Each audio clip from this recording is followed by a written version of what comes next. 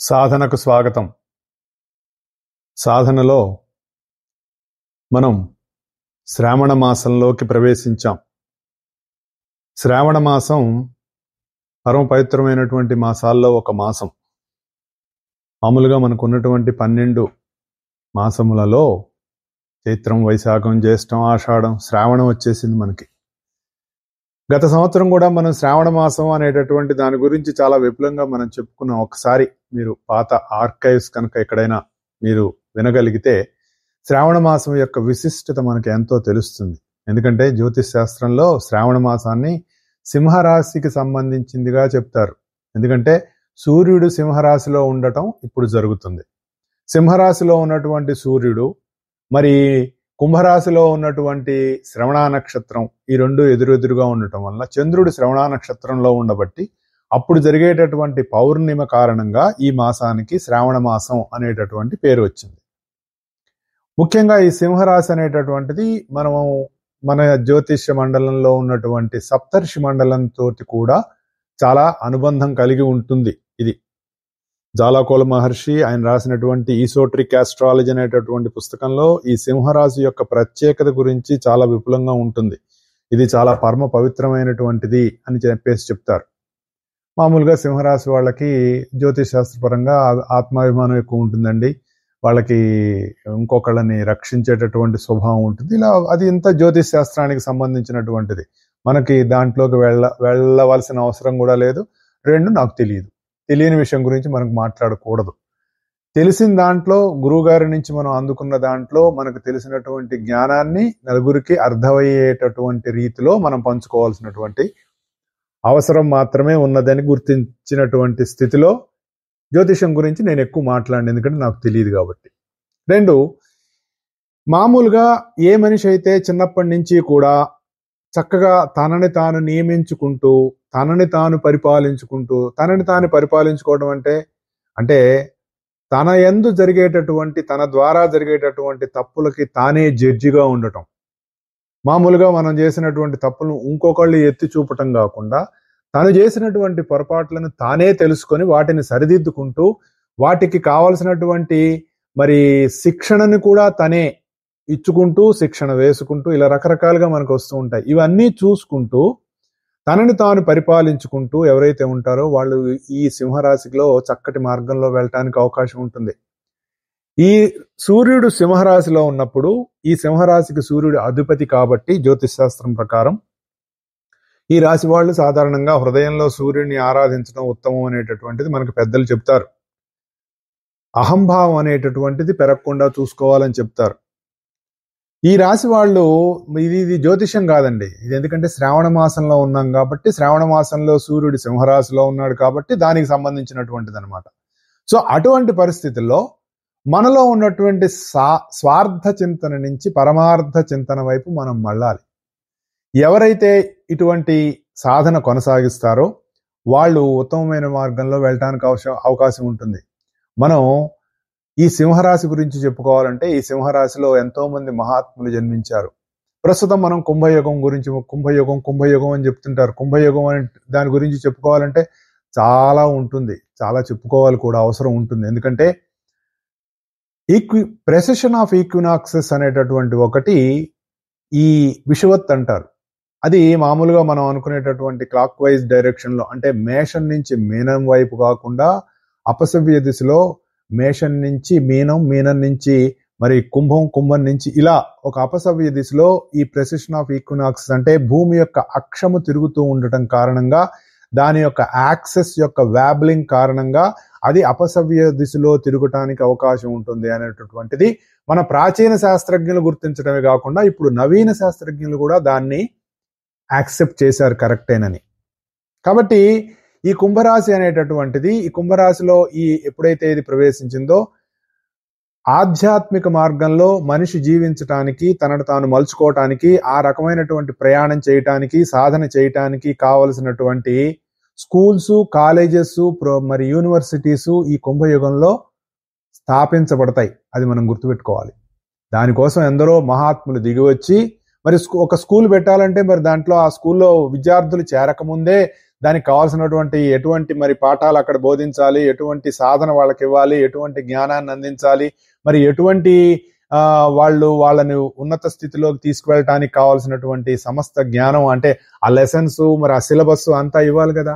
దానికోసం ఎలాగైతే స్కూల్ కంటే ముందుగానే టీచర్స్ అనేటటువంటి వాళ్ళు వచ్చి ఆ సిలబస్ ని ఏర్పాటు చేసి దాని పుస్తకాలు అవన్నీ ఎలా రెడీ చేస్తారో, అలాగే ఈ కుంభయుగం అనేటటువంటిది ఆ కుంభయుగ ప్రజ్ఞ పూర్తిగా రాకముందే అది వస్తూ ఉండంగానే దానికి కావాల్సినటువంటి సాధనకు సంబంధించినటువంటి ఎన్నో విషయాలని అందించడం కోసం, దాని గురించి విపులంగా ఇవ్వటం కోసం ఎంతో మంది మహాత్ములు భూమి మీదకు వచ్చి జ్ఞానాన్ని అందించి మనకు వెళ్ళారు. వాళ్ళు అందించిన జ్ఞానంలోంచి భాగంగానే మనం రకరకాలుగా మాట్లాడుకుంటూ ఉన్నాం. మనం భగవద్గీత గురించి మనం మాట్లాడుకుంటూ ఉన్నాం. ఈ భగవద్గీత గురించి మాట్లాడుకునేటప్పుడు ఎందుకు ఈ భగవద్గీత ప్రత్యేకత అనేటటువంటి ఒక ప్రశ్న వస్తుంది. ఏమండి మీరు కుంభయుగం అంటున్నారు, ఇది సైంటిఫిక్ ఏజ్ అంటున్నారు, మరి దీంట్లో ఈ యుగంలో మరి మనిషి ఆకాశం మీద, అంతరిక్షం మీద, చోటు మీద ఒక రకమైనటువంటి స్వామిత్వం సంపాదిస్తాడు, మరి ఆధ్యాత్మిక మార్గంలో మనిషి ముందుకు వెళ్ళడానికి కావాల్సినటువంటి సాధన అంతా కూడా ఈ కుంభయుగంలో లభిస్తుందని చెప్తున్నారు. మరి మనిషి ఈ ఏరోప్లేన్ లో ఎగరటం కాకుండా, it is a future prediction చెప్తారు, ఈ ఏరోప్లేన్ లో ఎగరటం అనేటటువంటిది కాకుండా మనిషి తను ఉన్న చోటు నుంచి వేరే చోటికి ఈ తాను కట్టుకున్నటువంటి భౌతిక దేహానికి సంబంధించినటువంటి అణువులన్నింటినీ కూడా తను ఉన్న చోట్లనే డిస్పర్స్ చేసేసి తను వెళ్ళవలసిన చోటుకి వెళ్ళి అక్కడ మళ్ళీ తిరిగి అణువుల్ని కట్టుకొని, అంటే మనకి సినిమాల్లో కృష్ణుడు మాయమయ్యాడు, దేవతలు మాయమయ్యారు, ఇక్కడి నుంచి అక్కడికి వెళ్ళారని మనం చూస్తూ ఉంటాం కదా. అటువంటిది కుంభయుగంలో మానవుడికి సాధ్యపడుతుంది అనేటటువంటిది ఒక ప్రిడిక్షన్. అది జరుగుతుందా చూడాలి, మనకు తెలియదు. ఇంకో 200 ఏళ్ళకి జరుగుతుందో 150 ఏళ్ళకి జరుగుతుందో మనకు తెలియదు. అటువంటి సాధనకి సంబంధించినటువంటివి కానీ, అటువంటి సాధ్యపడేటటువంటి విషయాలు ఏవైతే ఉన్నాయో వాటిని మనకు అందించడానికి దిగి వచ్చినటువంటి ఎందరో గురువులు ఇదే భగవద్గీతని అంతకు ముందు కాలాల్లో చెప్పిన దానికంటే భిన్నంగా దానిని ప్రస్తుత కాలానికి ఎలా అర్థం చేసుకుని మన జీవితానికి ఎలా అన్వయం చేసుకుని, తద్వారా మన జీవితంలో మనం వెళ్ళవలసినటువంటి పురోగతికి, లేదంటే ఉన్నత స్థితికి, లేదంటే మనం అనుకునేటటువంటి ఆత్మ సాక్షాత్కారం అనేటటువంటి స్థితికి మనకు వెళ్ళాలి అంటే ఈ భగవద్గీతని ఒక సరియైన మార్గంలో మనం అర్థం చేసుకోవాలి అంటే దానిని దర్శించినటువంటి ద్రష్టలు మాత్రమే సరిగ్గా దానికి మనకు ఇవ్వగలరు. మనకి ఎంతవరకు ఇప్పటి వరకు భగవద్గీత గురించి మనకి ఏం తెలుసు అంటే, ఏమండి భగవద్గీత అనేటటువంటిది భగవంతుడు అర్జునుడికి చేసినటువంటి ఒక ఉపదేశము, దానిని మన ఇంట్లో ఈశాన్యంలో పెట్టుకుంటే ఒక లాభం, దక్షిణంలో పెట్టుకుంటే ఒక లాభం, తల కింద పెట్టుకుంటే ఒక లాభం, ఇలా లాభాల కింద ఫలితాల కిందే మన జీవితాన్ని అది వచ్చినప్పటి నుంచి ఈ రకంగానే మన జీవితాలన్నీ వెళ్ళిపోతున్నాయి. ఈ రోజు కూడా అలాగే వెళ్ళిపోతుంది. భగవద్గీతలో ఒక అక్షరం చదివితే చాలటండి, ధర్మ అనంగానే మనకు పుణ్యం వచ్చేస్తుంది, పుణ్యలోకాలు వచ్చేస్తాయి, ఇంకేముంది మనకి ఇక జన్మలు అనేవి లేవు అనేటటువంటి ఒక భావంలో మనం ఉండిపోయాం. కానీ భగవద్గీత వాటన్నింటినీ ఒక వరద వచ్చి మిగిలిన పాత చెత్తంతా ఎలా కొట్టేస్తుందో అలా కొట్టేస్తుంది. అది మనకు ఎప్పుడు తెలుస్తుంది? భగవద్గీతను అర్థం చేసుకొని దాన్ని హృదయస్థం చేసుకొని మన జీవితంలోకి దించుకొని ప్రతి క్షణం మనం మన జీవితంలో అందులో చెప్పబడినటువంటి జ్ఞానాన్ని మనం గనక దాన్ని ఆస్వాదిస్తే అప్పుడు మనకి నిజమైన ఆనందం, ఆత్మ సాక్షాత్కారం, ఆత్మ చైతన్యం, ఆత్మానందం ఇలాంటి పదాలకి అప్పుడు నిజమైన అర్థం తెలుస్తుంది. లేకపోతే మనకు ఎలా తెలుస్తుంది? ఆయన ఎవరో చెప్పారండి, వారెవరో చెప్పారండి, వాళ్ళందరూ మహాత్ములు కాబట్టి వాళ్ళకి అర్థమైంది కాబట్టి చెప్పారండి, మరి దాని మీద ఎన్నో రకాలైనటువంటి పాండిత్యంతో కూడినటువంటి ఎంతో మంది ఎన్నో రకాల గ్రంథాలు రాశారు, వివరాలు రాశారు, అన్ని రాశారండి, కానీ మాలాంటి వాళ్ళకి అర్థం కాలేదండి అనేటటువంటి పరిస్థితి మనకి నేటి సమాజంలో కనపడుతోంది. మరి దాని నుంచి మనం ఎలా బయటకు వస్తాం? అదేనా కృష్ణుడి యొక్క ఉద్దేశం? ఈ భగవద్గీత కేవలం పండితులకి మాత్రమే అర్థం అవ్వాలని, లేదంటే బాగా చదువుకున్న వాళ్ళకి అర్థం అవ్వాలనో, సంస్కృతం వచ్చిన వాళ్ళకు అర్థం అవ్వాలనో ఉద్దేశమా? మరి అటువంటిప్పుడు సామాన్య జీవుల పరిస్థితి ఏమిటి అని కనుక మనం ఆలోచిస్తే కృష్ణుడి ఉద్దేశం అది కాదు అని మనకు తెలుస్తుంది. అది ఎప్పుడు చెప్తారు? ఎవరు చెప్తారు? దాన్ని దర్శించినటువంటి వాళ్ళు మాత్రమే చెప్పగలరు, వేరే వాళ్ళు చెప్పలేరు.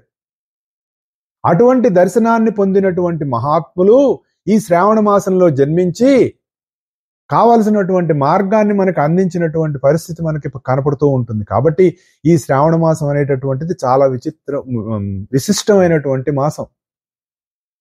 ఈ శ్రావణ మాసంలో హృదయంలో ధ్యానం చేయాలని చెప్తారు.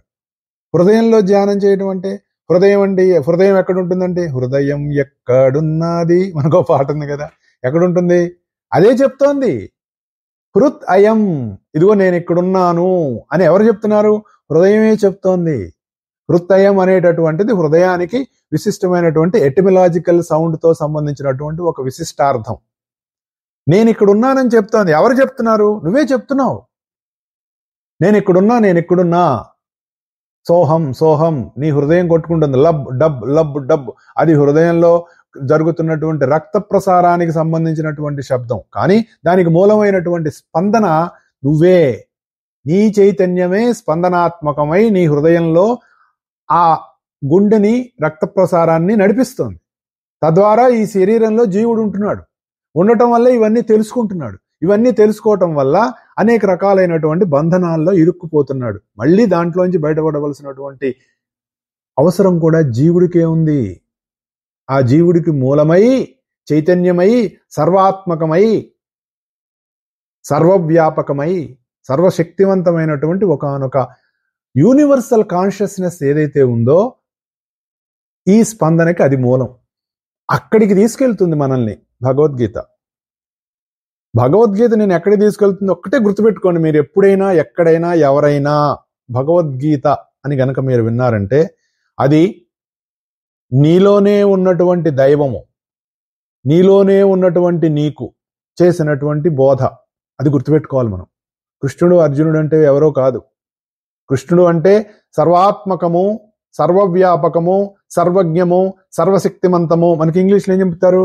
Omni present, omniscient, omni potent అని చెప్తారు కదా. ఉన్నాయి కదా మనకి ఇలాంటివి. అటువంటి సర్వశక్తిమంతమైనటువంటి ఈ సర్వత్రా వ్యాపించి ఉన్నటువంటి జగత్తంతా తానై నిండినటువంటి ఒకానొక ప్రజ్ఞ, అది కూడా నేననే అంటుంది. ఎందుకంటే మనందరం నేనంటున్నాం కదా, అది నేనంటుంది కాబట్టి మనం నేనంటాం. ఈ నేను మనం అనుకుంటున్నటువంటి నేను వేరుగా ఉంది. ఆ నేను ఈ నేనుకు చేసేటటువంటి బోధ. మరి ఇన్ని నేనులు పెట్టుకుంటే మనం కన్ఫ్యూజ్ అయిపోతాం కాబట్టి ఆ నేనుకు ఒక పేరు కృష్ణుడని, ఈ నేనుకు ఇంకొక పేరు అర్జునుడని పెట్టి వాళ్ళిద్దరి మధ్య జరుగుతున్నటువంటి బోధ ఏదైతే ఉందో దానిని రాబోయే కలియుగంలో మనుషులందరూ కూడా ఈ జ్ఞానాన్ని కలిగి ఉండి దాన్ని అర్థం చేసుకుని వాళ్ళు వెళ్ళవలసినటువంటి మార్గంలో, ఉన్నతమైనటువంటి మార్గంలో, ఆనందించవలసినటువంటి మార్గంలో వాళ్ళు ఆత్మచైతన్యాన్ని పొందుతారు అనేటటువంటి భావంతో మనకి అందించినటువంటి ఒకానొక జ్ఞాన ముద్ద భగవద్గీత అంటే. దాన్ని మనం ఏం చేస్తున్నాం? చెప్పుకోకూడదు మనం, ఎందుకంటే మనకు తెలుసు కాబట్టి. మళ్ళీ మనల్ని మనం విమర్శించుకుంటే మనకేమొస్తుంది? ఏం రాదు. కాబట్టి మనం ఏం చేసుకోవాలి? మనలో మనం పరిప్రశ్న వేసుకోవాలి. పరిప్రశ్న వేసుకుంటే అప్పుడు మనకు తెలిసిపోతూ ఉంటుంది. అంటే మనం ఎప్పుడైతే ఇక్కడ ఇందాక మనం ఏం చెప్పుకున్నాం? హృదయంలో ధ్యానం చేయమన్నాం. హృదయంలో ధ్యానం చేయమంటే దాని అర్థం ఏంటంటే నీ హృదయ కేంద్రం ఏదైతే ఉందో అది స్పందనాత్మక చైతన్యమై జీవుడు అక్కడ ఉన్నాడని తెలియజేసేటటువంటి భావన ఏదైతే ఉందో అదే సోహం. దానికోసమే మనం శ్వాస పీల్చాం, శ్వాస జరుగుతోంది. గుర్తుపెట్టుకోండి, మనం ఎవరం శ్వాస పీల్చడం లేదు, తెలియకుండానే మనలో జరుగుతుంది. మనం చాలా బిజీగా ఉన్నాం ప్రపంచంలో. మన ఉద్యోగాలు మనం చేసుకుంటున్నాం, మన సంసారాలు మనం నడుపుకుంటున్నాం, మన బ్యాంక్ బ్యాలెన్స్లు ఎలా ఉన్నాయో చూసుకుంటున్నాం. రకరకాలుగా మరి ఎవరిని మోసం చేయాలి, ఎంత తెలివిగా మోసం చేయాలి, నేను ఎంత మోసం చేసినా ప్రపంచంలో ఈ వీడు మోసం చేశాడు అని గుర్తించలేనంత వీలుగా మనం మోసం చేయగలిగితే మనకు కావాల్సినంత ధనం సంపాదించాలనేటటువంటి ఒక బిజీగా మన మైండ్ నడుస్తూ ఉన్నా కూడా పిచ్చి కదా వీడి శ్వాసగా పీల్చుకోవడం మర్చిపోయాడు అని ప్రకృతి మనలో ఆ శ్వాస కార్యక్రమం నడిపిస్తూ ఉండబట్టి మనం ఇన్ని నాటకాలు ఆడుతున్నాం. అది మనం ఆలోచిస్తే మనకు బుర్ర తిరిగిపోతుంది. ఇంకా మరి అయితే మనం ఏంటి సార్ అంటే ఏమీ లేదు, అదే భగవద్గీత చెప్తుంది. నువ్వెవడివి రా అంటుంది భగవద్గీత, అంతా నేనే అని చెప్తుంది. ఆ స్థితికి మనల్ని తీసుకువెళ్తుంది. ఇది ఎందుకు మనం పదే పదే చెప్పుకుంటాం అంటే ప్రతిరోజు మనం మర్చిపోతాం కాబట్టి, ఆ ఇగ్నోరెన్స్ మనల్ని అలా కమ్మేస్తుంది కాబట్టి దాని గురించి మళ్ళీ మనం చెప్పుకుంటూ ఉంటాం. కాబట్టి ఎప్పుడైతే మనం ఈ సింహరాశిలో సూర్యుడు ఉన్నప్పుడు, మనం ఎప్పుడైతే ఈ హార్ట్ సెంటర్లో ఈ హృదయంలో మనం ధ్యానం చేస్తామో మన ప్రజ్ఞ మెల్లిమెల్లిగా అక్కడికి వెళ్ళి స్థిరపడటానికి అవకాశం ఉంటుంది. అర్థమైందా? దాని సింహాసనం అంటారు. ఎందుకు? సింహరాశికి సంబంధించింది కాబట్టి. మనం మామూలుగా మన హృదయం దగ్గరగా మనం చూసుకున్నట్టయితే మన ఈ కేజ్ అంటారు కదా, మన ఊపిరితిత్తులో అవన్నీ ఉండేటటువంటి కేజ్, ఆ కేజ్ కూడా అక్కడికి వచ్చేటప్పటికే ఒక చిన్న చీలిక వస్తుంది. సింహాసనం వెనకాల గనక ఉన్నట్టుగా గనక మనం చూస్తే అక్కడ ఆ స్పందనాత్మక చైతన్యంలో అక్కడ జీవుడు ఉంటాడు. నువ్వు గనక అక్కడికి ప్రవేశిస్తే అది ఆసనం లాంటిది గనక అది నీకు సింహాసనం. అమ్మవారి సింహాసనారూఢ, అయ్యవారి సింహాసనం, అక్కడ ఉంటారు వాళ్ళు. అంటే మనం మన జీవితంలో ఉన్నటువంటి రకరకాల పరిస్థితుల నుంచి మనం మెల్లిమెల్లిగా ఒక్కొక్క అడుగు ముందుకు వేసుకుంటూ మనం ఉన్నటువంటి మెటీరియలిజం నుంచి అడుగడుక్కు ముందుకు వెళ్తూ, అంటే మూలాధారం నుంచి స్వాధిష్టానం, స్వాధిష్టానం నుంచి మణిపూరం, మణిపూరం నుంచి కనుక అనాహత కేంద్రమైనటువంటి హృదయస్థానానికి మనం ఎప్పుడు చేరతామో అది నీకు సింహాసనమై అక్కడ ఆల్రెడీ సింహాసనం మీద ఉన్నటువంటి నీ గురువో నీ దైవమో నువ్వు భావించే వాళ్ళతోటి నీకు అక్కడ నీకు కాంటాక్ట్ దొరుకుతుంది. దానికి ఈ శ్రావణ మాసం చాలా ముఖ్యమైనది. ఇంకొకటి, ఇది సూర్యుడున్న సింహరాశి కాబట్టి ఈ శ్రావణ మాసానికి బంగారం కూడా చెప్తారు. ఎందుకంటే సూర్యుడికి బంగారానికి కూడా ఒక అవినాభావ సంబంధం ఉంది. సూర్యుడి నుంచే బంగారం వచ్చిందని చెప్తారు. అది హిరణ్యమయమైనటువంటి కాంతులు, అంటే బంగారు కాంతులతో ఉంటుంది. అటువంటి బంగారు కాంతులని వెదజల్లేటటువంటి ప్రకృతి ధర్మం, ప్రకృతి తత్వం ఏదైతే ఉందో అది సర్వశుభకరం. దాన్ని లక్ష్మి అంటారు. లక్ష్మి అంటే లక్షణములతో కూడినటువంటి హిరణ్మయమైనటువంటి కాంతి. ఈ కాంతి ఆధారంగానే దైవం దిగి వస్తాడు. మనం ఈ సందర్భంలో మన యొక్క అన్నమయ శరీరానికి కూడా దివ్య హిరణ్మయ కాంతులతో కూడినటువంటి సూక్ష్మ శరీరమే ఆధారం. ద గోల్డెన్ బాడీ అంటారు. అంటే ఫిజికల్ బాడీకి కారణం గోల్డెన్ బాడీ. ఈ గోల్డెన్ బాడీకి సూక్ష్మ శరీరం, ఇవన్నీ లింకప్లు ఉంటాయి. మనం ఎప్పుడైతే మన జీవితంలో చక్కగా పవిత్రమైనటువంటి జీవితం, నిస్వార్థమైనటువంటి జీవితం, యజ్ఞార్థమైనటువంటి జీవితం, 10 మందికి బాగుండాలి, 10 మందికి మంచి జరగాలి అనేటటువంటి భావంతో ఎప్పుడైతే మనం జీవిస్తున్నామో మెల్లిమెల్లిగా మనకు కావాల్సినటువంటి ఆ హిరణ్మయమైనటువంటి శరీరం మనలో అదే కట్టుకుంటూ ఉంటుంది. పాలల్లోంచి వెన్న ఎలా వస్తుందో ఇదే భౌతిక శరీరంలో మనం సాధన చేయటం వల్ల మనకి ఆ హిరణ్మయ శరీరం అనేటటువంటిది, ఆ గోల్డెన్ బాడీ అనేటటువంటిది మనకు వస్తుంది. ఇన్నున్నాయండి. ఇలా చెప్పుకుంటూ పోతే ఎంతసేపైనా మనం చెప్పుకోవచ్చు. దానికి మనం భగవద్గీతను ఎలా అనుసంధానం చేసుకోవాలో కదా మనకు తెలియాల్సింది. భగవంతుడు ఏం చెప్తున్నాడు? అంతా నేనే అని చెప్పాడు కదా. ఆయన ఏం చెప్పాడు? ఎవరి మీద ప్రతి వాళ్ళ హృదయంలో నేనుండి దేశమేవానుకంపార్థం అహం అజ్ఞానమజం తమః నాశయామ్యహం ఆత్మభావస్థో జ్ఞానదీపేన భాస్వత అని చెప్పాడు కదా.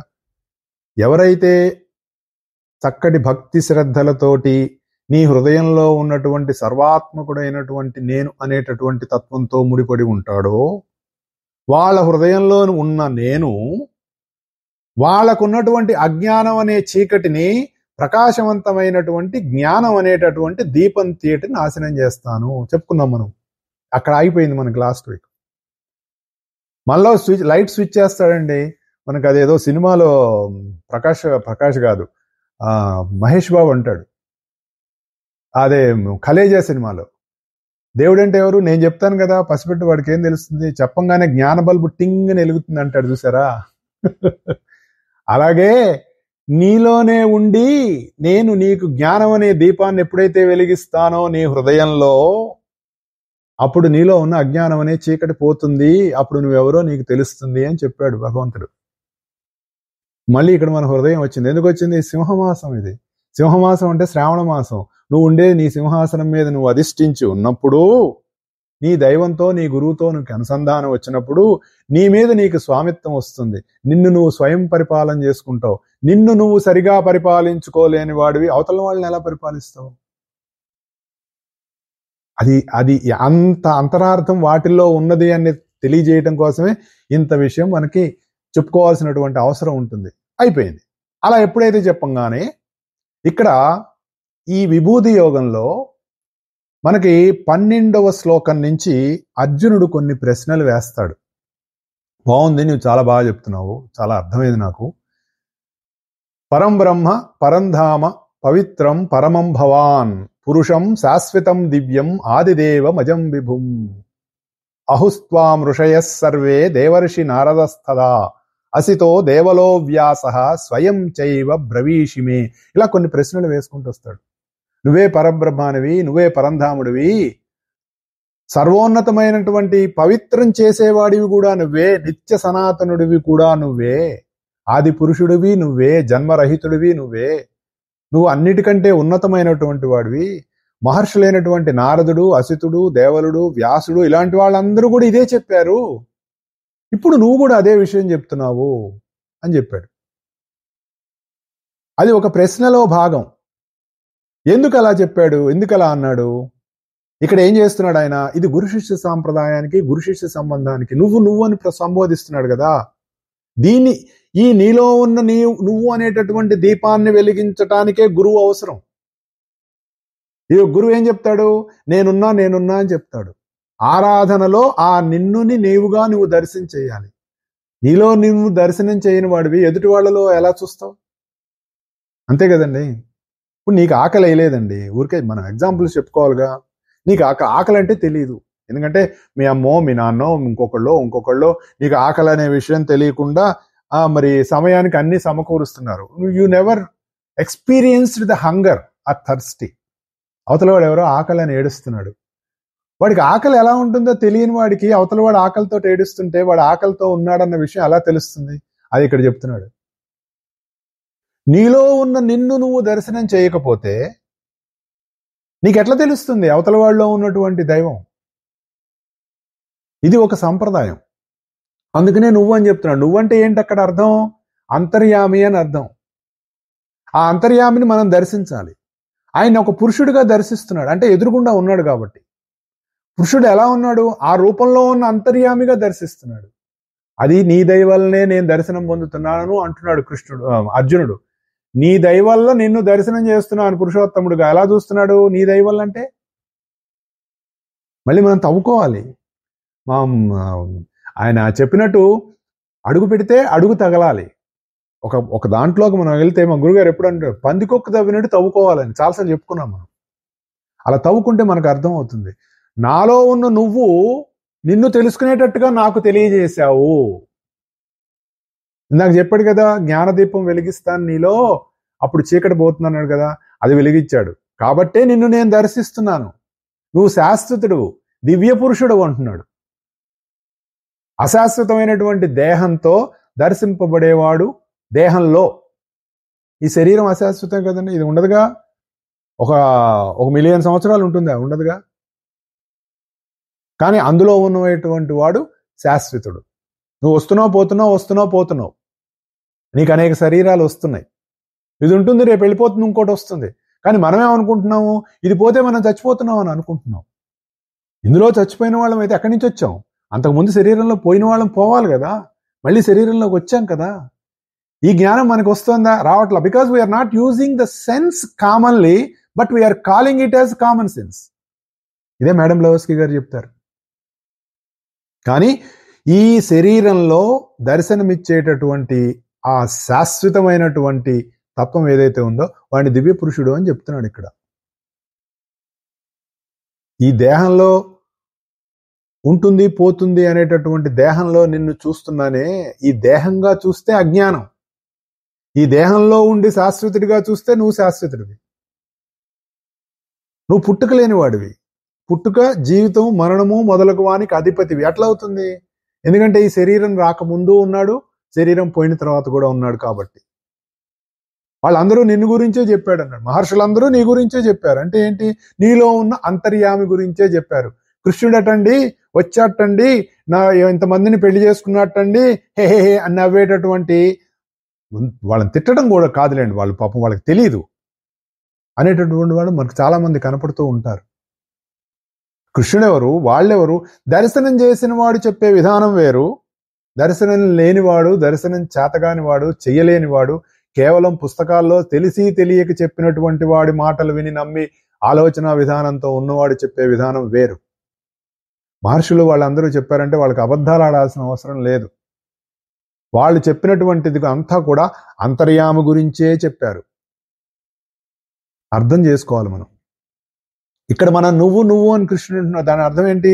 ఎదుటివాడు అని అర్థం. నువ్వు నా ఎదురుకుండా ఉన్నావు కదా, కాబట్టి నువ్వు ఎదుటివాడివి. ఎదుటివాడిని చూసినప్పుడు నువ్వు వాడి శరీరం చూసావనుకో, వాడి లోపల ఉన్నవాడిని నువ్వు చూడట్లా. కానీ నువ్వు లోపల ఉన్నవాడిని చూసావనుకో, ఈ శరీరం కేవలం అదొక రూపంగా కనపడుతుంది అంతే. దానికి మూలమైన వాడి దగ్గరికి నువ్వు వెళ్తున్నావు. కానీ మనం ఏం చేస్తాము? కులం, అధికారం, వయస్సు, ఆస్తి, అంతస్తులు, చుట్టరికాలు, వాళ్ళతో మనకి ఏం పనులున్నాయి, ఇవన్నీ మనం చూస్తాం. కానీ ఋషులు చూడరు. ఇన్నిటినీ వదిలి వాళ్ళు ఏం చూస్తారు? డైరెక్ట్ గా సూటిగా లోపల ఉన్నటువంటి ఆ అంతర్యామినే దర్శిస్తారు, వాడి గురించే చెప్తారు. కాబట్టి వాళ్ళందరూ కూడా అదే చెప్పారు. ఇప్పుడు నువ్వు కూడా అదే చెప్తున్నావు. ఏమని చెప్తున్నావు? నేనని చెప్తున్నావు. అంతర్యామి శరీరం తీసుకొని వస్తే ఏం చెప్తాడండి? నేననే అనాలిగా. మనందరం నేనంటున్నట్టు ఆయన నేననే అన్నాడు. ఏ స్థాయిలో చెప్పాడో ఆ స్థాయికి మనం అర్థం చేసుకుంటే మనకు అప్పుడు తెలుస్తుంది. ఆయన చెప్పింది కూడా అంతర్యామిని ఉద్దేశించే, కృష్ణుడు మాట్లాడింది కూడా అంతర్యామిని ఉద్దేశించే. కానీ ఆ స్థితిలో ఎలా ఉన్నాడు? శరీరం కట్టుకొని వచ్చాడు. కాబట్టి ఏం చెప్తున్నాడు? నువ్వు అవతారమూర్తివి. అంతర్యామి తీసుకున్నటువంటి అవతారం శరీరంలోకి వచ్చినప్పుడు అలాగే ఉంటుంది. అంటే తనలో ఉన్నటువంటి అవతారమూర్తిని చూపించి నేను అని నిర్భయంగా చెప్పగలిగిన వాడిదే అవతారం అని చెప్పారండి. మనం ఎవరన్నా అనమనండి, మీలో ఎవరైనా సరే మనం భగవాన్ స్వయంసో అని అనుకుంటామండి. భగవాన్ సత్యసాయిబాబా అని ఏమిటండి ఆయన భగవాన్ అని అనుకుంటున్నారు, మరి అది అహంకారమా ఏంటండి అని అన్నారట ఎవరో మా గురువు గారితో. ఆయనకి దమ్ముందో, కావాలంటే నువ్వు కూడా పెట్టుకో భగవాన్ సుబ్బారావు అని, ఎవరొద్దన్నారు అన్నారట. ఆ విధంగా ఎవరైనా చెప్తారండి? చెప్పటానికి ఈయనకి ఎంత దమ్ము ఉండాలి? కావాలిగా. అలాంటి వాళ్ళు ఉంటారండి. అంటే మనల్ని ఒక రకమైనటువంటి భావోద్వేకపు భక్తి నుంచి, అంటే ఎమోషనల్ డివోషన్ నుంచి we have to transform our self in to the scientific devotion. గుర్తుపెట్టుకోండి, అది ఈ కుంభయుగంలో సాధ్యపడుతుంది. అది మనం ఎలా బయటపడాలి అనటం కోసమే మనకి జ్ఞానం అంతా మనకి ఇచ్చారు. దానిలో భాగంగానే మన సాధనలు కొనసాగుతూ ఉండాలి. కానీ మనం ఏం చేస్తూ ఉంటాం? ఇంకా మనం ఎమోషనల్ థింకింగ్ ఉంది మనకి. భగవంతుడు అంటే ఒక ఎమోషన్ అండి. భగవంతుడు అంటే ఎమోషన్ కాదు. ప్లీజ్ దయచేసి గుర్తుపెట్టుకోండి, భగవంతుడు అంటే ఎమోషన్ కాదు. It's a great devotion with more great satisfaction, Joy. ఇవన్నీ ఉండాలి భగవంతుడు అంటే. ఒక తృప్తి, ఒక భగవంతుడు అంటే ఒక ప్రీతి, ఒక ఇష్టం, ఒక లవ్, ఇవన్నీ ఉంటేనే జరుగుతుంది. ఎమోషన్ కాదు కావాల్సింది. 2, ఇదేదో చేయకపోతే భగవంతుడు అది చేస్తాడు ఇది చేస్తాడు అనేటటువంటి భావన దయచేసి ఇది వినేటటువంటి వాళ్ళు మనసులోంచి తుడిచేయండి. దానివల్ల అది జరగదు ఎప్పుడు. నిన్ను నాశనం చేసేవాడు కాదు భగవంతుడు. నీలో ఉన్నటువంటి దైవాన్ని నీకు పరిచయం చేసి నువ్వు నేను ఒకటే రా అని చెప్పేటటువంటి తత్వం దైవతత్వం. ఆ తత్వం మనం అర్థం చేసుకోకపోతే మనకు ఎలా తెలుస్తుంది? దాన్ని మనం దానికోసమే మనకి భగవద్గీత అదే చెప్తున్నాడు ఇక్కడ. నువ్వు అలాంటి వాడివి, వాళ్ళందరూ చెప్పారు, స్వయంగా నువ్వు అదే చెప్తున్నావు అంటే దాని అర్థం ఏంటంటే అది దిగి వచ్చినప్పుడు అలాగే చెప్తుంది, ఇంకొక మార్గం లేదు. ఆయన కూడా ఏం చెప్తున్నాడు? నేననే చెప్పాడు. ఆయన నేననే చెప్పాలి. నువ్వు కూడా దిగి వచ్చి ఇంత చెప్పి నేనని చెప్తున్నావు కాబట్టి ఇప్పుడు నాకు అర్థమైంది అంటే దాని అర్థం ఏంటి? తనలో ఉన్న తనను దర్శనం కోసం అర్జునుడికి మార్గం పడుతోంది.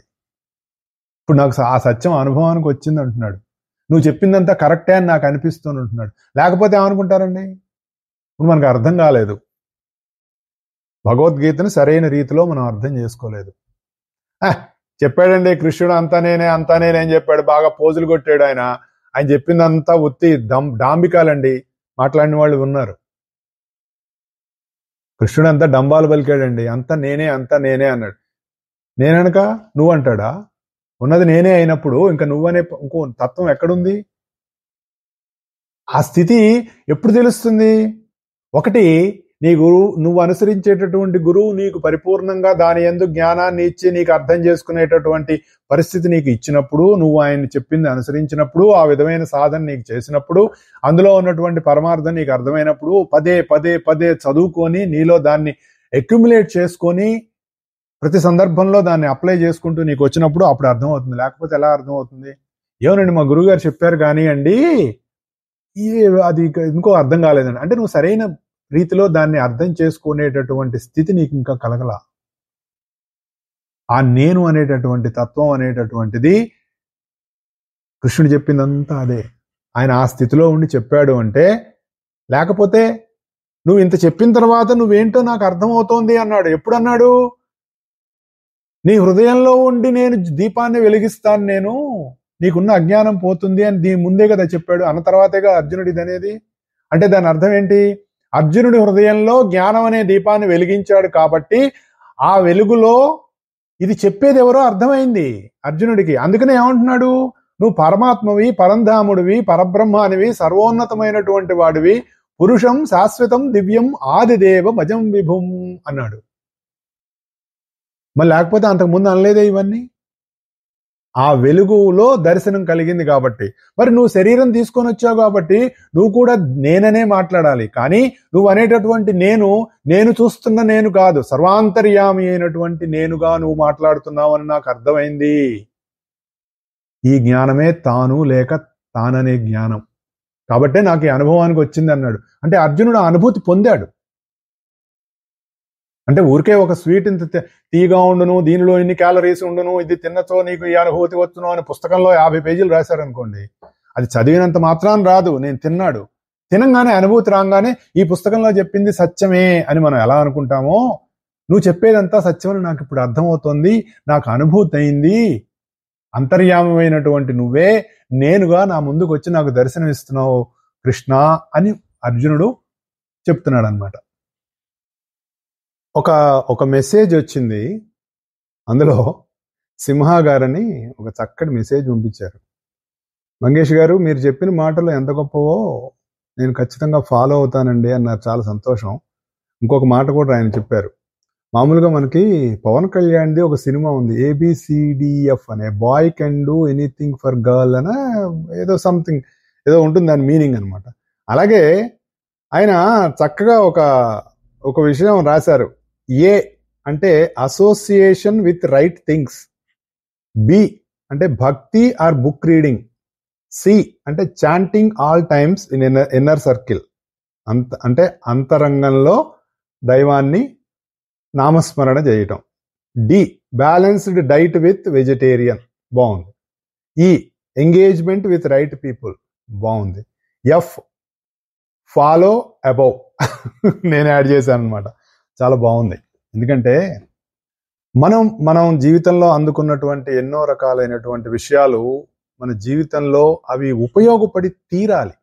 లేకపోతే కేవలం మనం ఒక పురాణిక్ లాగానే ఉండిపోతే, మనం ఒక 40-50 ఏళ్ల క్రితం ఎక్కడికి వెళ్ళామంటే గుళ్ళో పురాణం వినటానికి వెళ్ళామండి, ఎంత బాగా చెప్పారో అని బయటకు వచ్చి చెప్పులేసుకోగానే ఆ చెప్పిన పురాణం ఆ అనుభూతి 10 నిమిషాల్లో వెళ్ళిపోయేది. ఏ ఒక్కరిలోనో మిగిలేది. వాళ్ళు మహాత్ములు అయ్యేవాళ్ళు డెఫినెట్ గా, అందులో డౌట్ లేదు.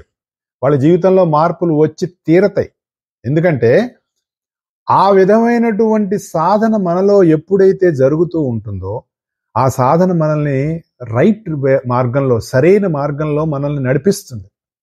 ఆ నడిపించేటటువంటి ఆ దిక్సూచి, ఆ GPS ఏదైతే ఉందో అది మనకి సూటిగా అక్కడిక్కడికి తీసుకుపోదు, నీలోకే నిన్ను తీసుకెళ్ళిపోతుంది. అదే మనకి భగవద్గీత. ఈ భగవద్గీతలో చెప్పినటువంటి విషయాలు మనం అనుకుంటాం ఏదో కృష్ణుడు అర్జునుడికి చెప్పాడు అని ఒక ఎమోషనల్ ఫీలింగ్ తోటి కాదు మనకు తీసుకోవాల్సింది.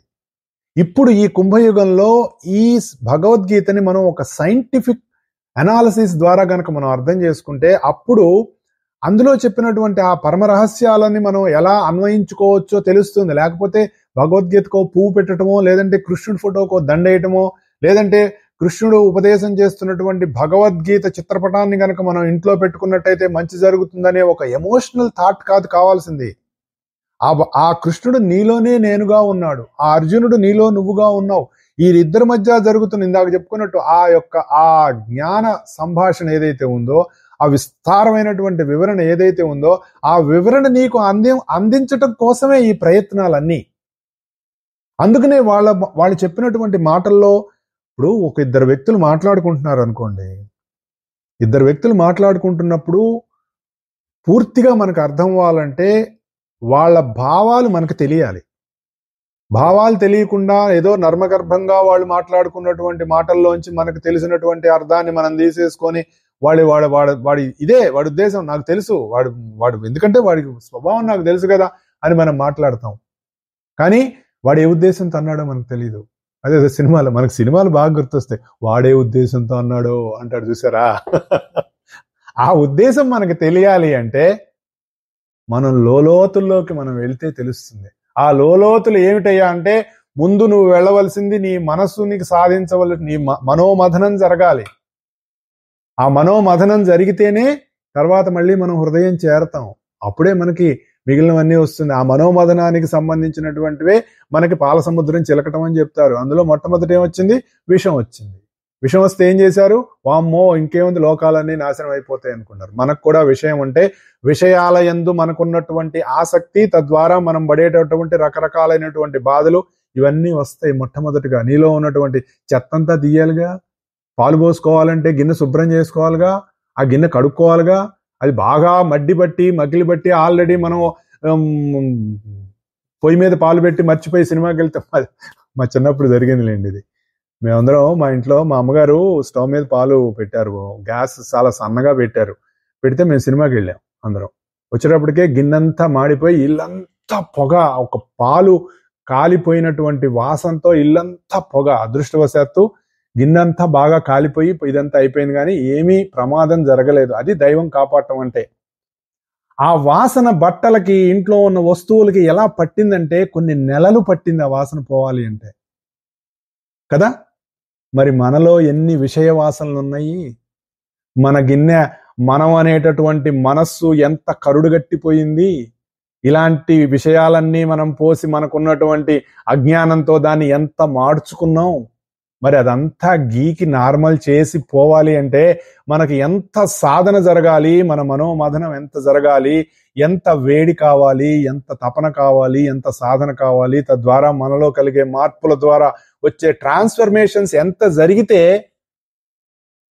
మళ్ళీ మనలో ఆ గిన్నెలో పాలు పోసి తిరిగి కాచుకునే విధంగా మనం ఆ గిన్నెను తయారు చేసుకోగలం. లేకపోతే ఆ మాడిపోయిన గిన్నెలో నువ్వు పాలు పోసుకొని మళ్ళీ నువ్వు వేడి చేస్తే పాలు విరిగిపోతాయి కదా. అందుకే ఎమోషనల్ బీయింగ్స్ కి కావలసినటువంటి జ్ఞానం అందదని చెప్తారు. You have to cross the emotions. For that you need some scientific analysis. Spiritualism science రెండు జమిలిగా వెళ్ళాలి, కలిసి వెళ్ళాలి. రెండు కళ్ళుగా ఉన్నటువంటి ఒక మనిషికి చూపు సరిగా ఉండాలంటే రెండు కళ్ళు కరెక్ట్ గా పనిచేయాలి. ఒక కన్ను కనపడకపోయినా అది పూర్ణమైనటువంటి చూపు కాదో, ఎలా కాదో, నువ్వు scientific analysis and spiritual dimension రెండు లేకపోతే ఈ పూర్ణమైనటువంటి జ్ఞానం నీకు అవ్వదు. అది ఈ కుంభయుగంలో సాధ్యపడుతుంది అని మనకి పెద్దలు చెప్తారు. ఎందుకంటే this is a scientific age. ఈ సైంటిఫిక్ ఏజ్ లో you can move from your emotional behaviour to the devotional behaviour లోకి నీ ట్రాన్స్ఫర్మేషన్ జరుగుతుంది. దానికి కావాల్సినటువంటి డిస్టిలేషన్ ప్రాసెస్ మనకి కుంభయుగంలో మనకు జరుగుతుంది. ఈ నేను ఒప్పుకోను అన్నా సరే, ఇప్పుడు ఫ్లైట్ లో వెళ్తున్నామండి, 40,000 అడుగులు ఎత్తులో విమానం ఉంది, sir I want to cancel my travel అన్నాం అనుకోండి, ఏడ్సే అదో కూర్చో అంటారు. అంతేగా. అంతేగాని వీడు టికెట్ క్యాన్సిల్ చేసుకున్నట్టండి మేము ఇందులోంచి తోసేస్తామని తోసేయరు. అలాగే ఈ కుంభయుగంలో మనిషి తప్పనిసరిగా ఆ సైంటిఫిక్ అనాలిసిస్, సైంటిఫిక్ డివోషన్ కోసం కంపల్సరీగా, ఇవాళ కాదు ఇంకో 100 ఏళ్ళు మనం మళ్ళీ వస్తాం. ఏం కంగారు పడక్కర్లేదు. ఇదే ఇక్కడతో అయిపోతుంది అనుకోకండి. మళ్ళీ మనం వస్తాం, మళ్ళీ నేర్చుకుంటాం, మళ్ళీ మనం వస్తాం, మళ్ళీ నేర్చుకుంటాం. నువ్వు నేర్చుకునేంత వరకు ప్రకృతి మనల్ని వదిలిపెట్టదు, అది గుర్తుపెట్టుకోవాలి. మళ్ళీ మనం భగవద్గీత వింటాం. ఎందుకంటే ఇన్ని వేల సంవత్సరాల నుంచి దీని గురించి చెప్పుకుంటున్నాం కదా. సనాతన ధర్మానికి వెన్నుముక భగవద్గీత. దాన్ని విరక్కొట్టాలని ఎవడు ప్రయత్నించినా వాడి కర్రలే విరిగిపోతాయి. దీనికి ఏం కాదు. అది మనం గుర్తుపెట్టుకో. ఆ ధైర్యం, ఆ స్థైర్యం మనలో నింపుతుందండి భగవద్గీత. దానికోసం మనం పదే పదే పదే పదే చదువుకోవాలి, అర్థం చేసుకోవాలి, అన్వయం చేసుకోవాలి. అది. సో అలా చెప్తున్నాడు. మనం ఒక డైవర్షన్ అలా వెళ్ళిపోతుంది మనకు భగవద్గీతలో నుంచి. సో ఇక్కడ ఏం చెప్పాడు? నువ్వు చెప్పింది సత్యమే అని నాకు అర్థమైంది, నేను దృఢ విశ్వాసంతో దాన్ని నమ్ముతున్నాను. భగవాన్, నిన్ను దేవతలు దానవులు గాని నీ యథార్థ స్వరూపాన్ని తెలుసుకోలేరు. నహితే భగవన్ వ్యక్తిం విదుర్దేవా న దానవాహ అన్నాడు. అదేంటండి, దేవతలకి ఎందుకు తెలియదండి? సార్ దేవతలకి అంటే ఇప్పుడు మనం ఎంతో మంది దేవతల్ని పూజ చేస్తున్నాం, దేవతలకి భగవంతుడు తెలియదండి. ఓహో, మీరు ఏదో కొత్త పెద్ద ఇరకాటం పెడుతున్నారే, మనం రోజు అనేక రకాలైన దేవతా పూజలు చేస్తున్నాం, మరి వాళ్ళ చేస్తున్నాం, ఇంతకీ వాళ్ళందరికీ దేవుడు తెలియదండి అని మీరు క్వశ్చన్ వేశారనుకో, నాకు తెలియదు దాని ఆన్సరు. ఇక్కడ భగవద్గీత చెప్తోంది. చదువుకోండి భగవద్గీతలో. మనం ఇంతకు ముందు కూడా చెప్పుకున్నాం. మనం దేవతలకి నేనెవరో తెలియదు అన్నాడండి కృష్ణుడు. కృష్ణుడు అంటే అంతర్యామి. కృష్ణుడు అంటే ఇక్కడ మనం అర్థం చేసుకోవాల్సిందేంటి? ఇక్కడ ఏం చెప్పాడు మనకి అర్జునుడు? నువ్వు అంతర్యామి స్వరూపుడువే, ఇలా ఈ శరీరంతో దిగి వచ్చి దివ్య పురుషుడివై నా ముందు నిలబడి నేను అనేటటువంటి విధంగా నువ్వు నన్ను ఆ విధంగా చెప్తున్నావు. నువ్వు అంతర్యామి పురుషుడివే అని నాకు అర్థమైంది. కారణం ఏంటంటే నువ్వు నాలో జ్ఞాన దీపాన్ని వెలిగించావు. అప్పుడు మనలో జ్ఞానదీపం కనుక వెలిగితే, అంటే జ్ఞాన బల్బు టింగ్ మన వెలిగింది అనుకోండి, అది వెలగాలంటే ఎంతసేపు అండి? నిజం చెప్పండి ఒకసారి. గదిలోకి వెళ్ళాం, స్విచ్ చేసాం, ఇక్కడి నుంచి అక్కడికి కరెంట్ ఎంతసేపు వెళ్తుంది? ఎంత టైం పడుతోంది? ఆ కాలాన్ని మీరు క్యాలిక్యులేట్ చేయగలరా?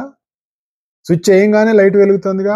అలాగే మన యొక్క సాధన, దాని ఎడల మనకున్న తపన, దాని ఎడల మనం పొందాలి అనేటటువంటి భావం, నువ్వు చేసేటటువంటి కృషి, అది ఎంత తొందరగా వెలుగుతుందో తెలుస్తుంది. 2, హౌ షార్ప్ యు ఆర్ అన్నది కూడా అర్థం.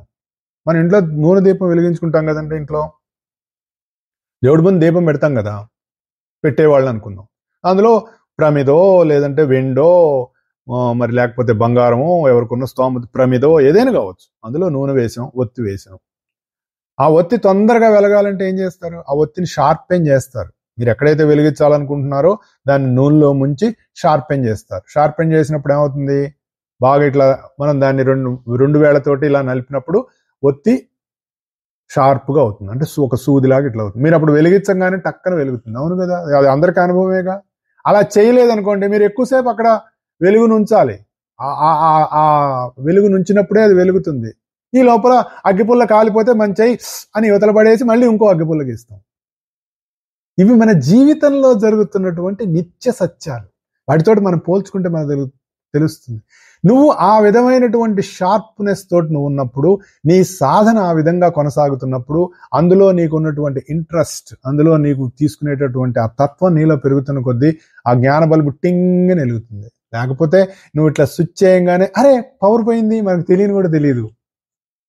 కొంతమంది ఇలా స్విచ్ చేసే ఆ స్విచ్ వేస్తూ ఉంటారు, పవర్ పోతుంది.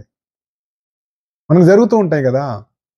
కాబట్టి ఇక్కడ ఏం చెప్తున్నాడు? దేవతలకు తెలియదు. దేవతలకు తెలియదు అంటే గుర్తుపెట్టుకోండి, అసలు దేవతలు అంటే ఎవరు? ముందు ఫస్ట్ మనం అర్థం చేసుకోవాలి. దేవతలంటే ప్రకృతిలోని ధర్మాలను నిర్వర్తిస్తున్నటువంటి ప్రజ్ఞలు ఏవైతే ఉంటాయో వాళ్ళని దేవతలు అంటారు. All the intelligences in the nature. మనం అనుకుంటాం ఏదో గాలి అలా వీచేస్తోంది, ఇలా అనగానే అగ్ని వచ్చేస్తోంది, నిప్పు వచ్చేస్తోంది, వంట చేసుకుంటున్నాము, మరి స్కూటరు, కారు ఇవన్నీ కూడా ఇగ్నిషన్ ఇలా నొక్కంగానే అన్నీ వచ్చేస్తున్నాయి. ఎక్కడి నుంచి వస్తున్నాయి? మనం ఎప్పుడన్నా ఆలోచించామా? అసలు అగ్ని ఎలా పుడుతుందో మనం ఆలోచించామా? గాలి ఎలా వస్తుందో మనం ఆలోచించామా? ఇప్పుడు మనం ఆలోచించాం. ఎందుకంటే చెప్పుకున్నాం కదా, మనం వీఆర్ వెరీ బిజీ. ఎందుకు సార్ అవన్నీ? దానివల్ల ఏం ఉపయోగం చెప్పండి? మీరు ఇంత గొంతు చించుకొని ఇన్ని విషయాలు వారం వారం చెప్తూ ఉన్నారు, ఏమన్నా ఉపయోగం ఉందా అని అడుగు. ఏమీ ఉపయోగం లేదు సార్. దయచేసి ఉపయోగం లేదనుకునే వాళ్ళకి ఏవి అవసరం లేదు. ఎందుకంటే మనకు చాలా పనులు ఉన్నాయి. కానీ ఎవరో కొంతమంది ఉంటారు పిచ్చోళ్ళు, నాలాంటి వాళ్ళు. ఇదేదో తెలుసుకోవటం వల్ల మనకేదో ఒక మంచి వికాసం కలుగుతుంది, లాభం వస్తుంది, ఫలితం వస్తుంది, మనకి ఉద్యోగంలో ప్రమోషన్ వస్తుంది, లేదంటే మా అమ్మాయికి పెళ్లి కుదురుతుంది, నాకు రేపు పొద్దున్న నేను భగవద్గీత విని వెళ్ళి లాటరీ టికెట్ కొనుక్కుంటే ఇలాంటి పిచ్చి భ్రమలు దయచేసి వద్దు. తీసేయండి, కొట్టేయండి, అన్నీ కొట్టేయండి. అవి వేరే ఎక్కడన్నా ఉన్నాయేమో, మరి భగవద్గీతలో మాత్రం లేవు. ఇక్కడ ఏం చెప్తున్నాడు? సూటిగా నేను తీసుకెళ్తున్నాడు అని చెప్పుకున్నాం కదా. అయితే ఈ ప్రజ్ఞలు, మనం గాలి అనుకున్నా, నీరు అనుకున్నా, నిప్పు అనుకున్నా, ఇవన్నీ ధర్మాలు. గుర్తుపెట్టుకోండి, ఈ ధర్మాలను ప్రకృతిలో నిర్వర్తించేటటువంటి ప్రజ్ఞలు ఏవైతే ఉన్నాయో వాటిని దేవతలు అంటారు కదా. మన దేహంలో నీరుంది, అవునా? మన శరీరంలో నీరుంది కదండి. పంచభూతాత్మకమైనటువంటి శరీరం అని చెప్తారు. గాలి ఉంది, ఎందుకంటే మనం గాలి శ్వాస జరుగుతోంది. నీరుంది, శరీరంలో నీటి శాతం కొంచెం, ఒంటికి నీరు వచ్చిందండి అంటాడు డాక్టర్. ఎక్కడి నుంచి వస్తుంది? అలాగే మరి నిప్పు అంటే వేడి. శరీరంలో వేడి ఉందా? పెరిగితే జ్వరం వచ్చిందంట, తగ్గితే ఒళ్ళు చల్లబడిపోయింది, ఇంకేమైంది కాస్త మనం రోజు చూస్తున్నాం కదా. ఇలాంటి ధర్మాలు మన శరీరంలో కూడా ఉన్నాయి. నీ శరీరంలో నీరుంది, నదిలో కూడా నీరుంది. నువ్వు వెళ్ళి నదిలో మునిగావనుకుందాం, మునగటం కాదు, నదిలో దూకావు, నీకు ఈత రాదు. అయ్యయ్యో వీడి శరీరంలో నీరుంది, నేను నీరునే కాబట్టి వీడిని ఏం చేయకూడదు అని నది అనుకుంటుందా? ఆ ఇంటెలిజెన్స్ నదికి ఉందా? ఇక్కడ ఏం చెప్తున్నారంటే, నీ శరీరంలో నీరుంది, అలాగే నదిలో నీరుంది, కానీ నీ శరీరంలో నీటిని గుర్తించేటటువంటి ప్రజ్ఞ నీటికి లేదని చెప్తున్నారు. నీ దేహంలో వేడుంది, నీ దేహంలో నీరుంది. వాళ్ళు ఎలా ఉన్నారు? దేవతా ప్రజ్ఞలు నీ శరీరంలో పనిచేస్తుండబట్టే వాళ్ళు ఉన్నారు. ఈ దేవతా ప్రజ్ఞలు నీ దేహంలో ఉండి పనిచేస్తున్నాయి కాబట్టి నువ్వేం చేస్తున్నావు? ఇది నీరు, ఇది నిప్పు, ఇది గాలి అని వాటన్నిటిని మనం ఐడెంటిఫై చేస్తున్నాం. ఈ విధంగా వాళ్ళకి ఏం చెప్తున్నారంటే, నీకంటే మళ్ళీ మనం నేను దగ్గరికి వెళ్ళాలి. ఈ ప్రజ్ఞలు నువ్వు ఉన్నావు కాబట్టి ఈ ప్రజ్ఞలన్నీ నీకున్నాయని తెలుసు, కానీ వాడు ఉండబట్టే నేనున్నానని ఆ ప్రజ్ఞలకు తెలియదు అంటున్నారు. అంటే వాడు ఉండబట్టే దేవతా ప్రజ్ఞలు పనిచేస్తున్నాయి, కానీ వాటికి అవి తెలియదు అని అర్థం అక్కడ. మరి తెలియాలంటే నదిలో ఉన్న నీటికి కూడా శరీరంలో ఉన్న నీటి సంగతి తెలియాలిగా. కానీ శరీరంలో ఉన్న నీరే, నా శరీరంలో నీరుంది, అక్కడ ఎదురుగుండా నీరుంది, నాకు ఈత రాకుండా అందులో కనుక మునిగానంటే నా ప్రాణం పోతుందని నీకే ఎందుకు తెలుసు? నీలో వాడు ఉన్నాడు కాబట్టి. అక్కడ వాడు లేడా? ఉన్నాడు, కానీ ఆ ప్రజ్ఞ వేరుగా ఉంది. అక్కడ ప్రవాహ ప్రజ్ఞ, అది దాంట్లో పడితే కొట్టేస్తుంది. ఇవన్నీ డిఫరెన్స్ ఇలా ఉన్నాయండి. కాబట్టి ఏం చెప్తున్నారు? నీకు దేవతల గురించి తెలుసు, కానీ దేవతలకి నీ గురించి తెలియదు. ఇంత మనం విడమర్చి మనం చెప్పుకున్నప్పుడు అలా ఎందుకన్నాడు, ఆ అనటంలో ఉన్నటువంటి అంతరార్థం ఏంటి అన్నది అప్పుడు మనకు తెలుస్తుంది. దేవతలకు తెలియదు అంటే దేవతా ప్రజ్ఞలుగా వాళ్ళ ధర్మాలను వాళ్ళు నిర్వర్తిస్తున్నారు. వాళ్ళు నిర్వర్తిస్తున్న ధర్మాలకి మూలమైనటువంటి తత్వాన్ని దేవతలు తెలుసుకోలేకపోతున్నారు. కారణం ఏంటంటే వాళ్ళ యొక్క రెస్పాన్సిబిలిటీ వాళ్ళు చేస్తున్నారు అంతే. వాడి వల్ల నేను ఈ రెస్పాన్సిబిలిటీ చేస్తున్నానన్న భావం లేదు వాళ్ళకి. అలా ఉంటే ఆ నదిలో ఉన్న నీళ్ళకు కూడా ఉండాలిగా.